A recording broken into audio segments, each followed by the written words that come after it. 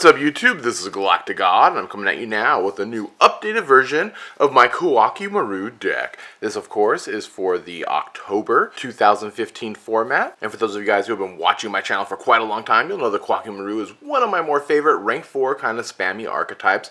I've used it a lot in the past. I know I haven't really done an update for the deck in probably a few months, but I kind of wanted to put it off to the side and kind of focus on a few other archetypes in the meantime. But now I've kind of come back to it, and I want to showcase to you what I've kind of come up with. Alright, so without any further ado, let's get into it. Alright, so first off, we of course are playing the main boss of the deck, Urnight. Urnight has an effect that you can show an Iron Core to special summon a Koa'ki Meiru monster from your deck to the field. Really awesome effect, combos extremely well with just about every other card in the deck. Allows you to go into Tiger King or just push for a lot of damage because he's a 2000 beater. Probably the best Koa'ki Meiru card that's ever been released, and your main go-to guy for the deck. Alright, from there, we are playing 3 copies of the Koa'ki Meiru Crusader. This guy is also pretty good. He's got 1900, so he's almost as strong as the Urnight, but just 100 less. But once you start getting, some of your continuous spells like Tenki or Tensu out in the field, they definitely start to go up really fast. Not to mention that whenever he destroys an opponent's monster, you get to go ahead and grab a Koa'ki Meiru card from your graveyard and add it back to your hand. This works with not only monsters, but also cards like Iron Core or the Diamond Core of Koa'ki Meiru. And the final Koa'ki Meiru monster we're playing is Ice, since he works with continuous spells, plus the 1900 attack doesn't hurt either. Alright, and that's going to round up all the Koa'ki Meiru monsters. Next up, we're playing 2 copies of the Brotherhood of the Fire Fist cards. We have not only a Gorilla, but we also have a Bear. So we have Monster and Spell and Trap Destruction. In the past, I would have definitely played more copies of Bear, but destroying monsters is just not as powerful as it once was. And to go along with these two, we are actually playing 2 copies of the Coach Soldier Wolfbark. Alright.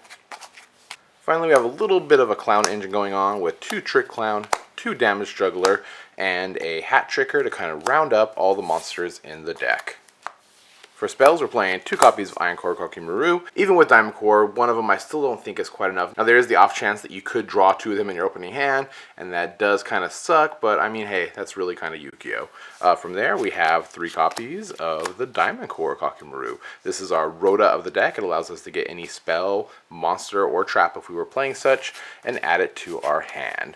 To go along with that, we are also playing 3 copies of the Fire Formation Tenki.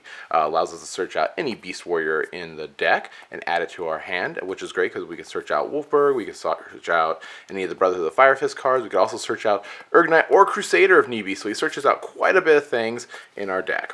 From there, we're also playing 2 copies of Tensu because being able to get an extra normal summon off in this deck is definitely very helpful and can lead to a bunch of insane kind of crazy combos. From there, we have 2 copies of Insta Fusion. Just going into Norden and getting out another rank 4 is just too good. We also have 2 copies of Mystical Space Typhoon, Raigeki, Soul Charge, and then Book of Moon to kind of round up the spell cards.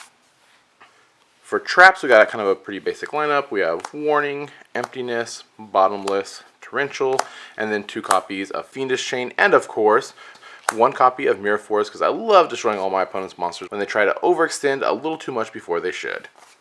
For the extra deck, we are playing 2 copies of Brotherhood of the Fire Fist Tiger King. This allows us to get some of our crazy plays off because we can go into it with both a Urnight and a Crusader and then keep normal summoning out and then special summoning and bring out another one. It's just a pretty crazy thing.